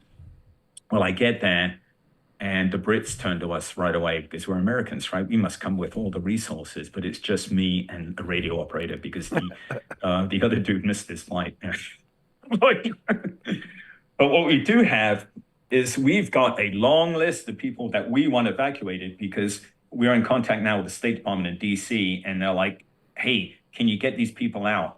And so we've got all these European countries offering their aircraft or the military aircraft fly into Tripoli, and we're trying to get Americans on those aircraft, right? So it's kind of a reversal of the roles. It's not the US's backbone. We are, we're kind of party crashers, and we're trying to get, but everyone's supportive. Everyone wants to get all the foreigners out of that. But every country's probably going to give their own citizens priority. And that becomes an issue because I'm on the phone. We get one other person out to help us who's from SOCAF, right? Female, turns out to be a Marine, and she's very useful too. She's manning the phone with the State Department. And so they're giving us names and numbers. We're contacting those people in Tripoli and giving them directions to the airport in Tripoli. And then we're working with the guys, around us to make sure that the flights going in know that they're picking up these Americans. All right. It gets incredibly complicated because no foreigners can make it through to the tarmac because of all the Gaddafi's goons. So we need to start sending guys in, diplomats, to help escort people out to the planes. Otherwise, they're just not going to get out. And things are really turning to shit now. You're getting artillery land around the airport. Gaddafi's guys are getting increasingly belligerent and aggressive, and desperation level among those people trapped in the building, in the airport building, is also rising. And you've got these 20,000 Sudanese still surrounding the whole area, just ramping up the tension, and they're starting to get froggy and fight with the militia. Into all of this comes an American family, right? And I get a call. They got 2 kids, blah blah blah, and I'm talking them in to the airport, and at the same time trying to get them a flight. And there's a Bulgarian plane that is supposed to, pick them up, but something happens, they're forced to leave. And so this family's stranded. Well, we've got an Italian flight coming in, but the problem is now that there are no diplomats volunteering to help escort people out because it is becoming really hazardous. So the Brits said, hey, we'll put some of our guys in, we'll give them British embassy vests, military guys, and but we could use an American, right? Because these are Americans. So I said, okay, I'll go, but I can't wear an American vest. I'm not coming out. So, give me a British one. So I did. So I went in with a British embassy, vest and everything, and it looked legit. This is where it started to turn weird. So we landed, and it's exactly as expected. It's like Mad Max. I mean, there's these dudes tearing around the tarmac in technicals. Yeah. With flags yelling weird shit. Obviously hostile towards us, but aware that we are protected to some extent. But then as we, I started walking towards the tarmac, towards the airport buildings with these two other Brits, and these Gaddafi militia guys intercept us, and they start talking to the other two. The other two do have legitimate ID cards, right? Obviously, I don't.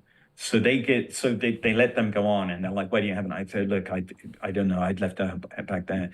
So you're British, blah blah blah, and they started. One of them had lived in London, of course. There's loads, Libyans in London, and no kidding, he started asking me where I had lived, blah blah blah. Unfortunately, I have lived in London, but clearly he knew it very well, and he knew really spookily. He knew kind of the area where I had been.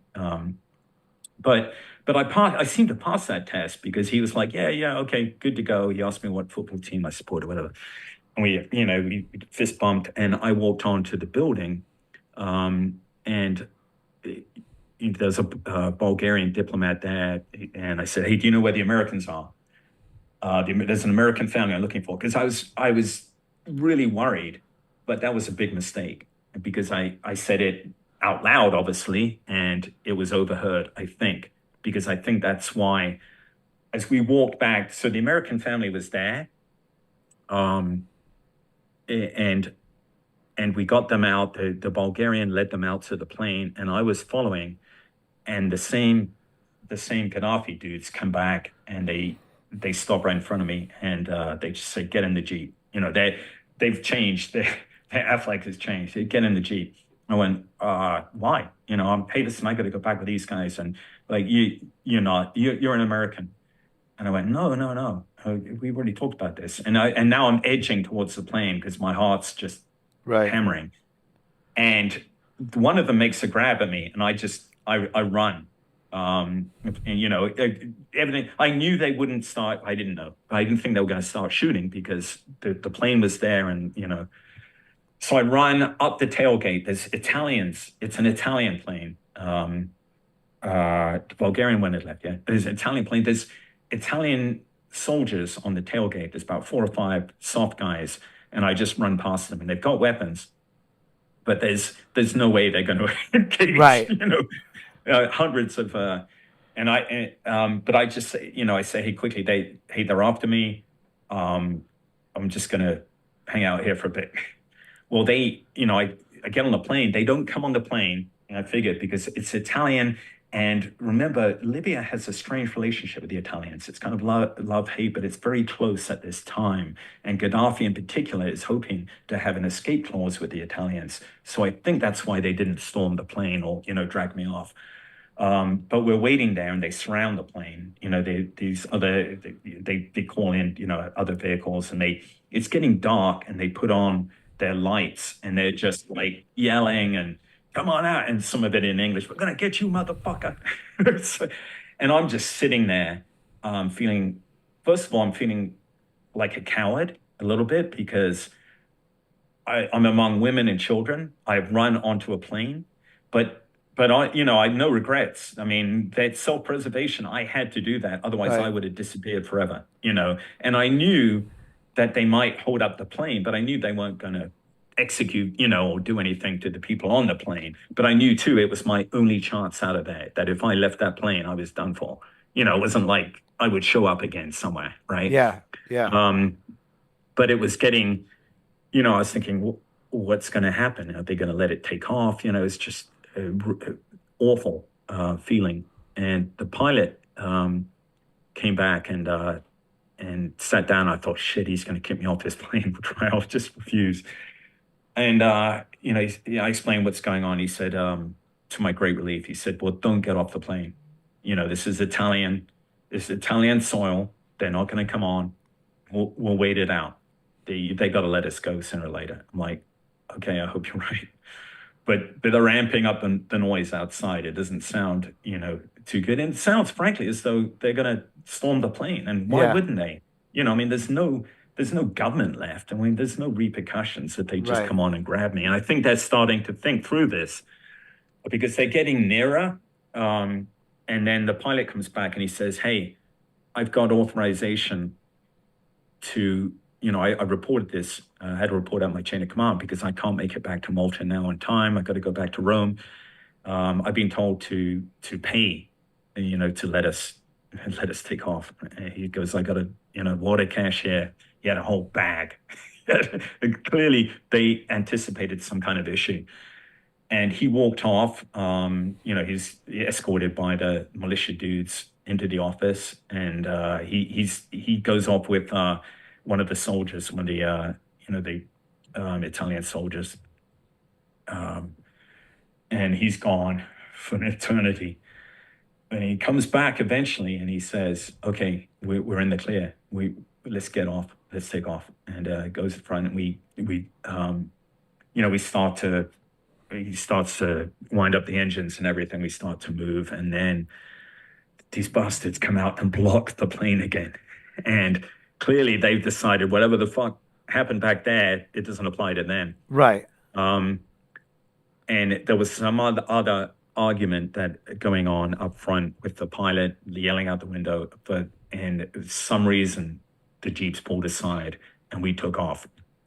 And someone, one of the crew members next to me, the loadmaster, because I was just like, oh, thank God. And the loadmaster said, hey, man, Italian. He didn't say, hey, man. He said, hey, there is still, there's an EDA threat. We've got word that that shots were taken earlier, and I forget what the system was at the Bulgarian plane as it was taken off. So we're concerned about this. So I was like, fuck, I wish you hadn't told me that. But nevertheless, when we get the word we're outside Libyan airspace, I've never felt relief like that. I thought my career was over, but I didn't care. Yeah. Because I was under orders. All of us were on orders. No Americans would go into Libya, and I wouldn't have, except this was one of those situations. What are you going to do? What's anyone going to do? Leave the family there? It's so that's it my wasn't a question. decision. Is that there were a lot of Americans in Libya. Yeah. Both Libyan Americans and like American nationals, like straight up American national. Not that Libyan Americans aren't, but you know what I mean. But They can't blend in. That's really. But we have the 173rd in Vicenza that is really, they are supposed to be a 100%. I don't want to say a special operations unit, but they're supposed to be right there at the peak of that to be able to respond to those threats quickly. You have 5th Corps, I think, in Germany. You have 10th Special Forces. You have 3rd Special Forces. Why, if there's a way to do this without being political, why in a non-combatant evacuation scenario like that, when the embassy has already DD-Mao'd, why is our government leaving all these Americans to? It's an absurd. It seems like an absurd decision, Dave. When you think about all the things that we've taken risk for in our lives, and most of those risks involved, I don't know, taking an objective, doing X, Right. but tactical tasks, not saving American lives, right? Right. And so there is no. I find it extremely frustrating that then I'm in this situation where we really could have used dudes with weapons doing what we are trained to do, secure the area, establish the evacuation assembly points and all of this stuff. but we didn't. And I think we looked. I felt embarrassed at times being an American there because we were begging of others, To carry our load, basically. Yeah. I'm not embarrassed to be an American. I know what you mean, though. Yeah. That it's sort of like they're going into these situations. How come we aren't? Yeah. We wanted something out of it. We needed something out of it, but we weren't prepared to roger up resources. Right. Aside from me, and I sorry. And we're talking here specifically. We're not talking about some, random U.S. objective. We're talking about saving actual American lives, of pulling them out of these perilous situations. Yeah, there's really there can be very few less ambiguous missions than a Neo. Right. But so it didn't end my career. I ended my career eventually, but it could well have, and thanks to Repass and a few other people, thanks to the ambassador actually, because what happened, the plane landed in Rome, right? I'm supposed to be back in Malta. I'm supposed to be reporting to the defense attaché every evening, giving her an update, but I'm not. I'm now in Rome, and it's midnight. And worse than that, news has already got out that there was an American on the ground in Tripoli. But something happened in my favor that was almost inconsequential, and that was earlier in the day when a Bulgarian, earlier in the day, as I was walking. When I first got off the aircraft, before the Bulgarian aircraft got off, there was an argument going on over there. And I walked over, and it was a group of 5 or 6 people dressed in traditional African dress trying to get on the plane. And the Bulgarians were saying, hey, no, you're not, blah, blah, blah, blah. But I spoke to one of these guys, and apparently it was the ambassador to Sierra Leone and his diplomatic party, and the Bulgarians didn't speak very good English, so they didn't understand. So I explained it anyway. This happened in, 30, 45 seconds, and they let them on the plane, and that's when I went on. Well, this guy, God bless him, he gets back to Malta, and the first thing he does, he calls the U.S. ambassador, who he knows, and he says, thank you so much for sending that guy out there to, he was a lifesaver. He got us out of there. We probably wouldn't have got out there. So the ambassador's like, an American? Are you sure? And so the ambassador calls in the defense attaché and says, tell me we don't have an American on the ground in Tripoli. And the defense attaché, who's still a friend, said, sir, no, we don't. Andy Milburn is at the Neo Center. We don't have anyone in Malta. Ground.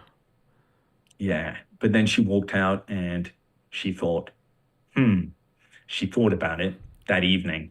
The next morning, she drove out to the Neo Center and asked where I was. At that moment, I'm not lying, I walked in the other door. I just caught an early flight from Rome, landed in Malta. I looked like dog shit, it was all unshaven and filthy.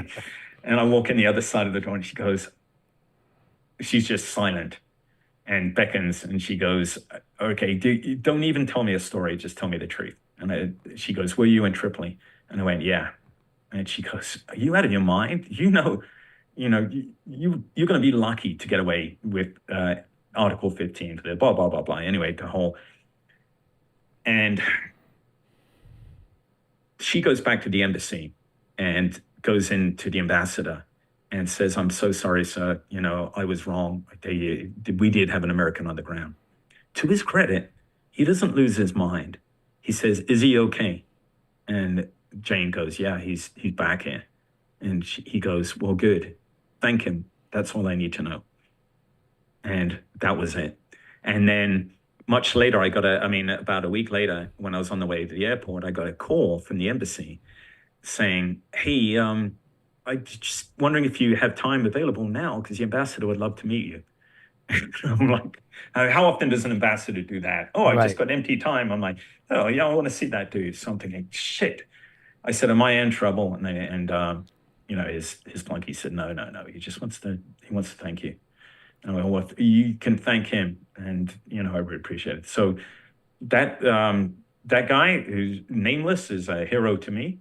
And General Repass is too, because of course he had heard about it when I got back.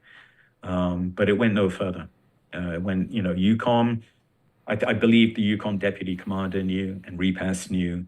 But yeah. So when you were deployed from SOC, you were sent to Malta, which is where you were supposed to park your ass, and That's right. and That's exactly right. coordinate and Yeah. receive any Americans. But there was nobody on the ground in Tripoli. 100%. To And actually help that was the missing Americans. piece. Yeah. So what we were doing to begin with, Dave, is we were using the Irish and Swedes and the Brits. So they had diplomats in the building, but then the Swedes said it was too dangerous for them, and then we were counting on the Irish to help the Americans on this one flight, but like 2 hours before they got the word that they weren't allowed to go back into Tripoli either. It was just becoming too dangerous, and so it was two Brits, and they had to deal with a ton of other civilians. There wasn't anyone who would spend the time locating these Americans. As it happened, I didn't really need to locate them. As it happened, they probably would have been okay. I've got to be honest about this, but I didn't know that. Sure. I didn't know that, and I've been the one talking to them. I've been the one assuring them. And so when that touch point of, hey, this Irish diplomat's going to meet you here, his name's here, when that guy disappears, I'm unless it's me, I don't have trust in the process that they're going to come out. Too many bad things are happening at that time. And why?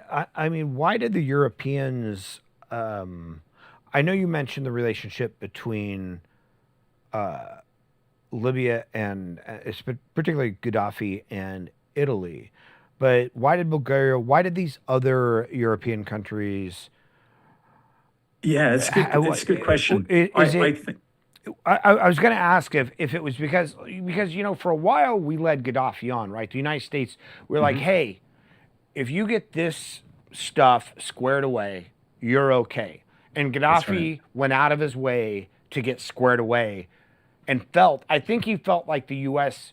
that he was in okay with the U.S. He had complied to everything that we had asked him to do, and then we basically said, okay, good job, screw you, we're out. Yeah. And so was there like a bit of contention then with United States military and diplomats? None at all. Nothing but the most professional, and there's just a great group of guys, Dave. It was guys like you and me. I mean, that's what made this operation fun, because it was all military dudes from different countries making shit happen without a plan, without a formal structure. It was literally, hey, I've got a plane coming in, the Irish guy, this actually happened. Hey, we've got the Prime Minister's plane. He's given it to us for this evacuation mission. We're flying it in just outside Tripoli, and we'll pick up this French family, who's driven out there in a car and fly back. And this is like in a Cessna, Yeah. I mean, people are using all kinds of aircraft to get civilians out. And the fact that no one was saying, well, we can't do that or blah, blah, it doesn't matter. It doesn't matter what nationality. What I meant, though, or what I was asking Andy was, obviously Bulgaria, Ireland, these other countries could send their people in, even armed people. Yeah. But was there a reason that the U.S., like you when they thought that you were, a U.S. soldier or diplomat, was there a reason why the U.S. was singled out? Is it because Gaddafi felt that like the U.S. had stabbed him in the back, where these other European countries were given a little bit more leeway? That's a really good question. I hadn't thought about that, but what you just said is right. Of course, I mean, I think the way we let things happen with Gaddafi was foolish, Yeah. very foolish. And you're After he right, had pretty much lined up to what yeah, we had asked him to do. yeah. Um, and uh, and I think we lost a lot of us there. Yeah. I mean, it was kind of the 2011, we lost a lot of us there anyway with the Syria red line stuff. Yeah. We were slow to react in Libya. We reacted in the wrong way. We weren't, I mean, it's, yeah. And so the neo was, from the US perspective was, it was the US did nothing, I say, Yeah. except for us. I mean, but I don't, all that just seems to have been washed away. No one really, right? I mean, Yeah. Libya is still a mess. Yeah. Libya, it's been causing problems since 2011. Yeah. Actually, Yeah, I'm still curious about sort of the turn in policy we made towards Gaddafi. And the thing is, like, Gaddafi was no angel, just like Saddam was no angel. Like, but waiting for an angel to arise in some of those countries is, you look for stability, and you look for the people that yeah, create that's stability. we mirror image too much, don't we? We think that all they need is Jeffersonian democracy and they'll be happy. But in the hierarchy of needs is food and Right. water and security. And we saw that in Iraq right after the invasion. I Right. mean, we thought everyone would be ecstatic that Saddam was gone, but actually they missed the security Well, because they would rather. they were ecstatic at first, and then when there was Yeah. no running water and no power, and Yeah. people, you don't blame countries for having sort of this short-term memory when they're back to sort of living like peasants. It's Yeah. like, yes, Saddam is a dictator, but the chance that that is going to affect my life is minimal compared to, everybody shares this common kind of, yeah. Yeah, that's right. The sense, the feeling of anarchy is far more dislocating than the feeling of living within a tyranny. Sure. Sure. And esoteric political states conditions mean nothing when you're struggling with those basics. But Hey, yeah, I think that's a really interesting point, Dave. yeah. Hey, do we have any questions on Patreon? Okay, so first off, Jesse O'Day, thank you very much for subscribing to the channel. We really appreciate it. And Corbin, thank you very much. How do you see the U.S. adapting to a more multipolar world? Well, I'd like to see us adapt at all. I think I'm pausing here, so I'm not just saying something vacuous. We bemoan the kind of the lack of U.S. leadership in the world, but the world still looks to the U.S. for leadership. I mean, after Gaza, after 7 October, no one cared what Putin or China had to say. Everyone was rooted to, what is the U.S. going to do? And I mention that because I think that's a clear reminder that whatever we may think, and there's talk now of potentially more isolationist approach, but whatever we may think, the world does still look to us for leadership. And I, for one, think that's a good thing. And I, for one, think that we should provide that leadership. We can bemoan that. We can say, oh, we're better off by ourselves and we're not the world's policemen. Or we can say, hey, we're a superpower and this is kind of our responsibility and we need to suck it up and do it, and because it's not as though we can just become a wallflower. We are there, people have expectations, and if we don't meet those expectations, then we are worse off than before and we're losing our position. I know that sounds like a very facile thing to say, but yes, certainly. But that understanding that the United States is still looked to as a leader, whatever whatever dross, we may be hearing about the non-aligned countries and this and that. Yes, the world is not as aligned as it was during the Cold War. Yes, the US is not in, such a clear polar position of leadership as it was during the Cold War. Those times are gone. We need to adapt, but we are still expected to lead. It's interesting too, because we talk about isolationism from sort of a political perspective, or a sort of a policy perspective, right? In the sense of, if a new president is elected, will they become a more conservative president or whatever? Will they become more isolationist?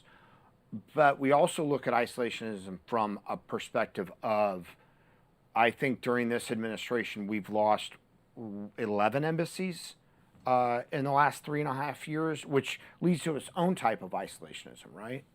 Yeah, I mean, not putting, not bolstering the State Department, right? I mean, the State Department is under-resourced, I think, as is. I don't mean to go down this road, but my point is that diplomacy is how we exert leadership, is how we demonstrate leadership.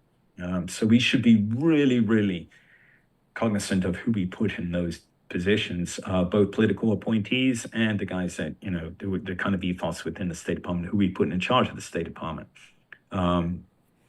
It'll be interesting to see what. So I agree with you. It's not a political decision. Oh, we're going to be isolationists. We're not. It's kind of, where do you stack your talent? Where do you put your focus of attention, right? And if we are going to be isolationists, or if we are going to cut ties more with the world, then why do we have such a massive military, right? I mean, these are. I don't get, like you, Dave, I don't get wound up by these questions. I don't let politics get me in a state of, the same state of anxiety that I see many people in. But I do, yeah, obviously I have concerns. I'm just a cynic, I mean, after watching Kabul fall the way it did, right? I'm not focused on the mistakes of the last 2 years. I'm looking at just directionless foreign policy of the last 2 decades, basically. Right. Is what concerns me. Right. And honestly, you talk about the not the weakening of the IDF per se, or the weakening of the U.S. military per se, but the weakening of the politicians and the policies. And we see that in the West, or in America, going back since Vietnam, this idea of the troops on the ground can do everything you ask them to. They can exceed in body count. They can exceed in objectives taken, but without a political plan, without an idea of what victory looks like, and without a political will, regardless of the administration and the politic, the Republican or Democrat or whatever party you want to say, where does that leave soldiers in the United States military, or the British military, or the IDF, in these sort of Western leaning countries, these liberal democracies, I would say? Yeah. Where does that leave them? It's really, this almost, I mean, it'll be a very boring book, but it almost invites the book to be written about it, because I do have feelings that the U.S. military, and I probably only fair to say that this applies to other Western militaries, carries a lot of dead weight. Let me just put it that way. And, I'm not talking about Private Smuckatelli, who can't do 3 bullets. I'm saying that, I mean, think about it, 28,000 people in the Pentagon. We should be cold fusion, world hunger. But I think those of us who've been in the military see how so much of that talent gets wasted in process, right? I mean, I suppose what I'm saying is that the U.S. military has become a bureaucracy. It has to be a bureaucracy. But the problem is that that bureaucracy, I think, has sapped its war-fighting ability. And I can't show proof of that, but I can tell you anecdotally that that among officers, even combat arms officers, I encountered, even in the Marine Corps, a very high concern for risk. You know, a very a focus on risk. So you know, so that almost became center stage, finding reasons not to do things rather than to do things. And you know, this became even among otherwise very competent, talented officers. This kind of became the norm. It is rare to come across truly innovative thinking in the military, Dave. Wouldn't you agree? Yes. Outside soft. And it's not, I mean, it's not that it doesn't exist. It's not that there are not NCOs and officers that are capable of innovative thinking. It's that somebody has to approve their plans.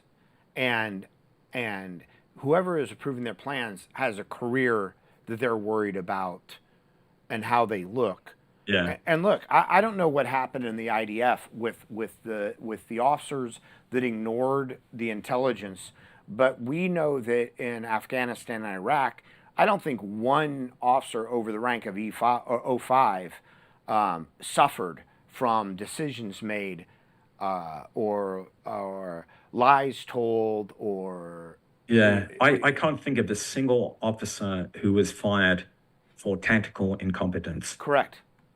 Now, officers were fired when people got killed for, you know, in fire support negligence. Right. Yes. Right.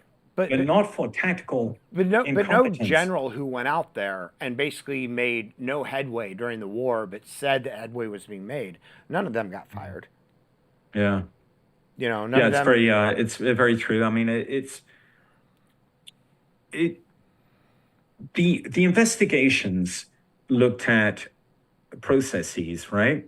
But they didn't look at culture. Right. And I think culture had a lot to do with our failure in Afghanistan. I think, you know, it was lack of honesty. You know, we always pride ourselves on our integrity, but we were dishonest with ourselves again and again and again. Commander to commander to commander. Every time, oh, hey, this place was shit when we came in, but, you know, we kind of turned it around in the year and, you know, all these place names that we thought were noble milestones of our success, you know, you name it, Karagol, Helmand. Yeah. They're meaningless, of course. You know, they were... They were always in Taliban hands. We were renting it. Yeah, and the thing is, we went to this sort of metrics or measurable war where, you know, when you have people like Scott Mann and these other people out there who are conducting these village stability operations that are showing, they're showing progress, but that type of progress doesn't brief as well as how many bodies you stacked. That's right. Yeah, then their programs get shut down. Yeah. The cornerstone of counter-guerrilla operations gets shut down, where these direct action missions it's where it's at. I couldn't agree more. You know, it's same thing with the combined action, the civil action program in Vietnam, right? Right, the with CAPS, the Marine Division. Yeah. Tremendously successful. Yeah. But it got none of the publicity. Yeah. You know, none at all. And those guys didn't get any of the kind of the glory, right? Yeah. I mean, do you see CAP battle streamers on? Yeah.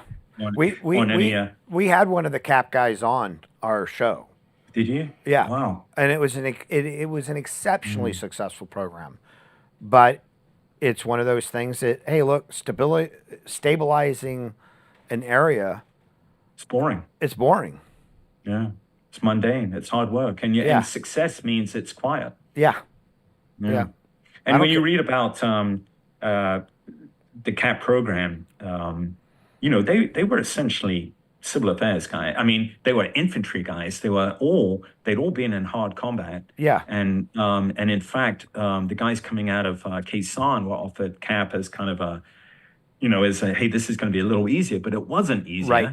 Right. Because it was during the time when the villages were coming under continuous attack. Yeah. And the cap guys were taking heavy casualties, and Yeah. there's a lot of heroic actions took place with the cap platoons and the popular forces, the rough puff village protection guys. But you're right. And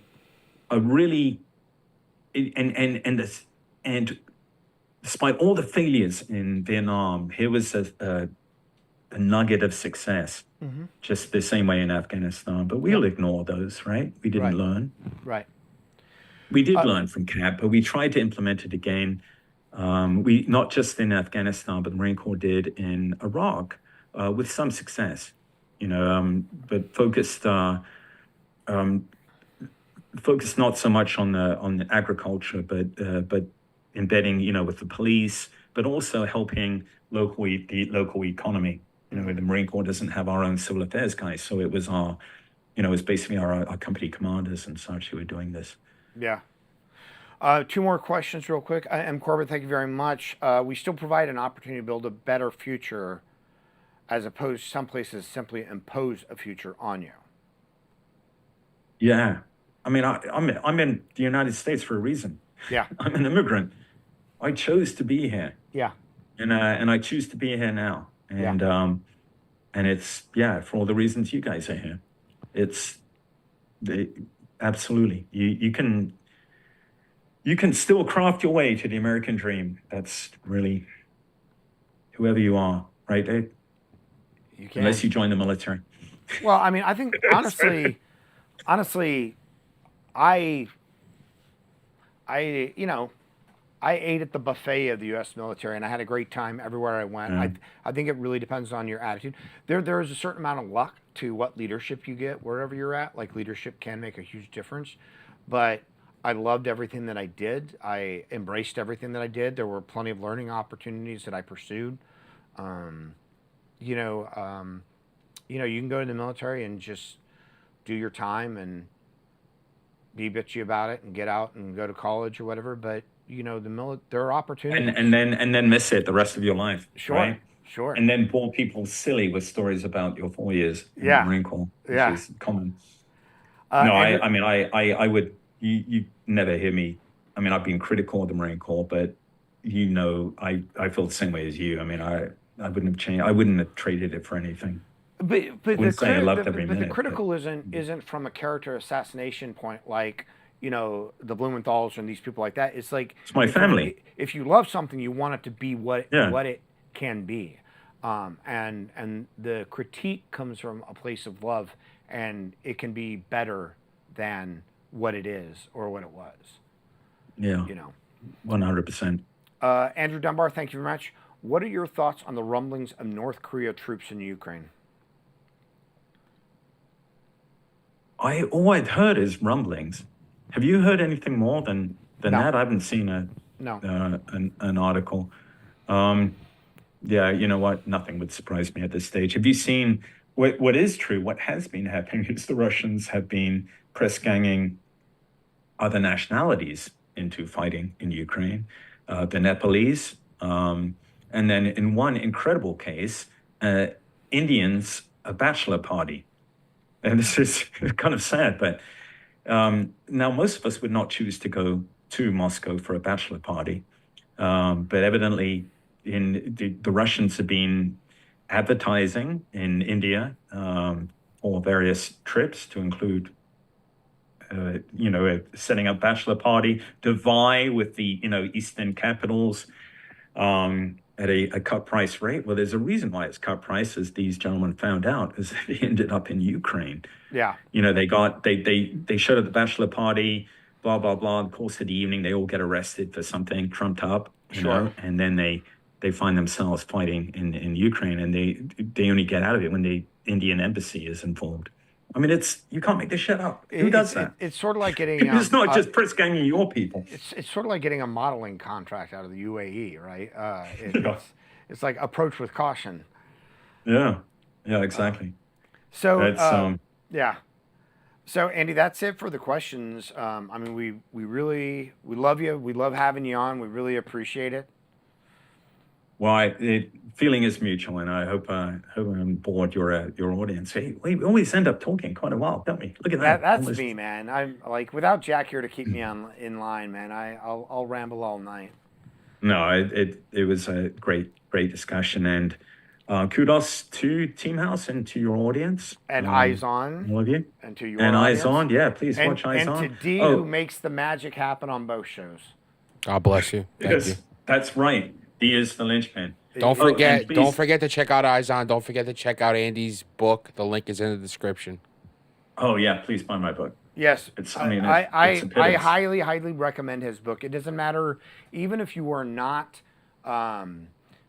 somebody who normally reads military literature or reads. I mean, going out to all our Marine friends out there. No, but even if you're not somebody who normally reads Marine, this is a very human story. Think of the life of Pi in Fatigues. I cannot top that. We need to end this now. That is the light. Yeah. So Jack will be back next week. U.S. military version of Pi. Yeah. Jack will be back next week. So for those of you who have been bored because of my narration, he'll be back to guide us. And thank you very much. We really appreciate it. Check out Eyes On. Check out When the Tempest Gathers. Also, the Patreon. Patreon.com/theteamhouse. Yes. Next week. Ad-free episodes. Yep. I'm checking to see who we have for next week. Hold on one second. I'm sorry. Andy Milburn. We have David Fielding. Jack read his book. Very excited. I don't know what he does or anything, but I'm sure it's military or intelligence related. I hope. Outstanding introduction. Yes. Thank you, Andy. Yes. You have to write that one down. All right, everyone. All right, Great evening as always. Thank you, everybody. We really appreciate it. See you next week.